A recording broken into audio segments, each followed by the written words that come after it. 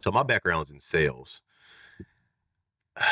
So after, like I talked earlier about leaving the post office, I was trying to decide what to go into, and I don't know where I heard that from, but I got it in my head. It might have been from a book I read or something. But if you don't have a degree, you better go into sales if you want to make some good money. Interesting. And I decided to do that. But I was terrified of sales to the point where even thinking about doing a cold call made me want to puke. Mm. And because I like just again, my story starts where I was super timid, super awkward, didn't have a lot of confidence. So talking to strangers was not my strong suit. Um, so I've actually got experience in inside sales and outside sales. Hmm. I've got aspects of business to business where you walk from strip to strip and pretty much just shake hands in any business if you're selling that type of product. Or I've done cold calls as well. Both were terrifying, but I did them anyway because I didn't have anything else going for myself. And again, I didn't have a lot of skills. And a lot of times in sales, they're willing to give anybody a shot, to be honest. As long as you show that you've got some confidence, impress them in the interview. A lot of the interviews in sales, especially inside sales, is they do a mock interview where they pretend to like they're doing a cold call with you. Right. And there's been times where I've landed jobs where I was like, that was horrible, and they still gave me the job. And I'm like, okay. But there's a decent amount of training. In my opinion, some jobs don't give you enough training. I've had 5 weeks. Some give you a couple months to kind of learn the product, learn the process, get comfortable with it, and stuff like that. Um, and I actually enjoyed inside sales quite a bit, and I pursued that for a while. And even here recently, I thought about pursuing it again. But there's a large amount of payoff to it, but it comes at a price. A lot of sales jobs come with a quota. If you don't meet that quota, you lose your job. That's all there is to it. There's no second chances. There's no nothing. You could have been doing good all year, and then all of a sudden you have a bad month, and they'll still let you go, even if you were a top performer. I've seen top performers where they were literally top salesmen 5 months in a row, 6 months in a row, maybe an entire year, and just because they misperformed, it's like you would think they would reevaluate, like, well, you know what, he's got this history of blah blah blah. No, you miss your quota, you're gone. That's crazy. So after starting to build a family, that wasn't going to work for me anymore. But I still wanted to be in sales. I still needed to be in sales because that's what I was good at, and I knew that that was a good opportunity to make money. So I started to go into the service industry. Um, Originally, I started trying to look into HVAC or plumbing, but again, hey, props to Pops. He told me, well, look into cleaning. He was mentioning how people, clean banks at night and different stuff like that. Ah, I never thought of that. okay. And I decided to start. I had 3 interviews at 3 different companies. I'm not gonna name the companies. And I'm going into that industry. Well, come to find out, you actually can get paid in carpet cleaning pretty much how you get paid in HVAC and plumbing and things of that nature. Because there's a decent amount of hourly, but there's also a lot of commissions, and that's where I excelled at. So Mm. I can be a slow learner. So the first 2 years in it, I was terrible, and I was probably bottom of the barrel when it came to sales. But once I got it, I got it. And let's put it this way: one of my best months, I was out for 2 weeks of the month and still came back and smoked everybody in sales that month, Nice. and Nice. probably did like 30% more sales than the second runner-up dude. So sales has really been kind of my thing. I don't want to go into anything that was 100% quota based because I got a family. I don't want to take that. That's a risk I just don't want to take. So I was like, well, what has a balance to it?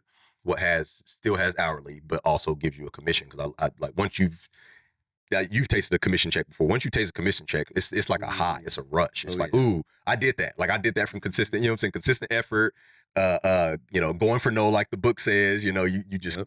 shots on goal, detach yourself emotionally from the responses that people are giving you. And it's like, once you start doing it, it's like, I can do this. And it actually becomes pretty fun.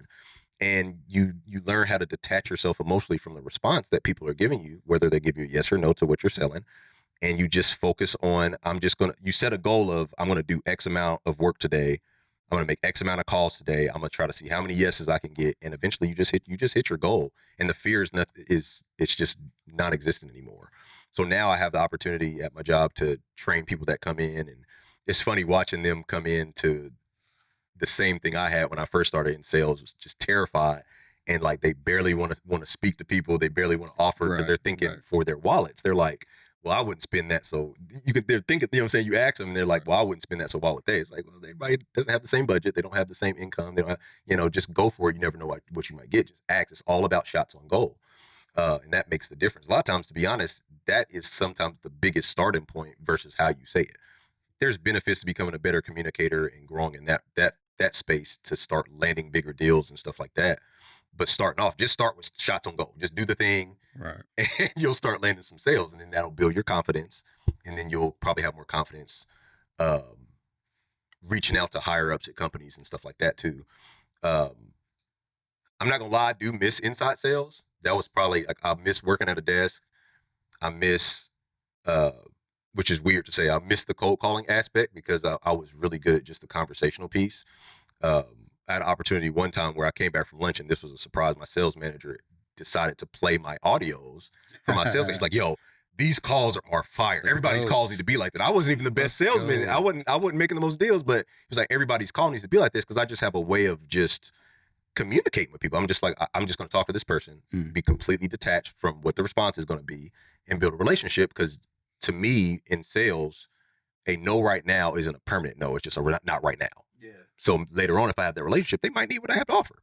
So you just keep that, maintain that rapport with them, and see what happens later. And a lot of people feel that pressure, and rightfully so. When you got a quota, you got a pressure behind you. Like, I got to sell, or I'm gonna lose my job. But if you're detached from it, that you're gonna be a better salesman. And another tip when it comes to sales is ask more questions. You should be talking 20% of the time. They should be talking 80% of the time. It's all about asking questions. It's all about relating. Don't lead with. I learned to not lead with talking about the product. I learned to lead with talking about the transformation. What is this going to do for you?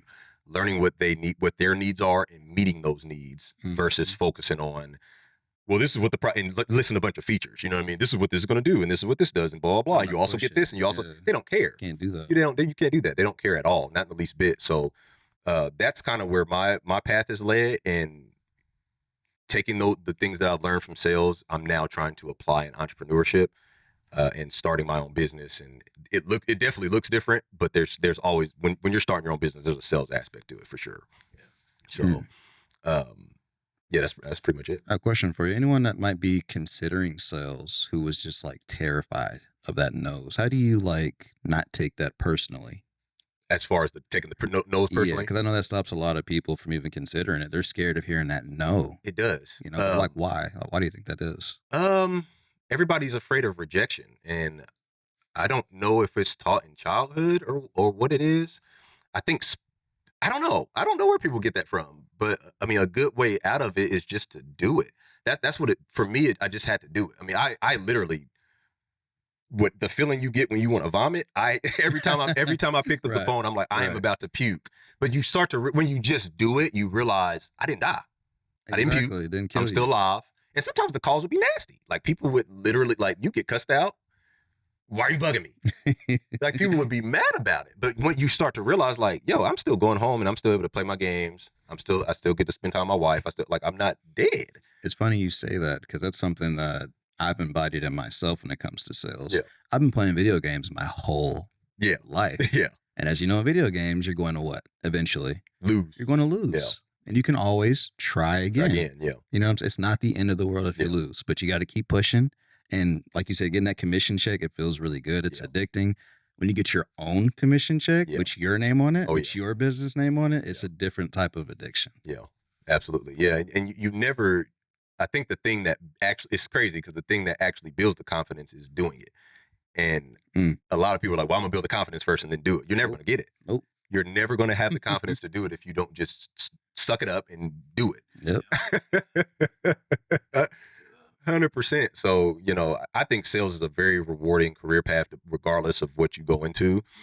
Me personally, like I said, having a family, going into something that has a base pay is always good versus being 100% commission. That is a difficult place to be. I don't know how people do it. I mean, like that's, like I said, that's too much of a risk for me. But I think that's an amazing career path. If you didn't go to college, you can depending on what you go in, you can go into tech sales. You can go, there's a lot of different career paths in sales that you can go into where you can make a substantial amount of money. So it's definitely highly, highly recommended for me. Yeah, I think I told you too. I shared with you when it came to tech sales in general.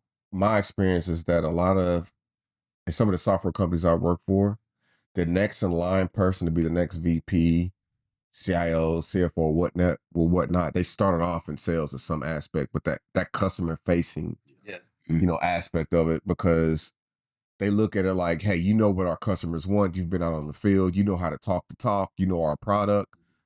Boom. And then as a salesperson, you can talk the talk. So when you interview for that C-level suite job, you're a step above the rest because you know what our customers want. You can talk the talk. You've been out there. You know the product. Boom. So I agree with you. I think sales is a really good starting point for somebody who doesn't have a degree. Get into sales, get that confidence builder, be customer facing, get those commission checks.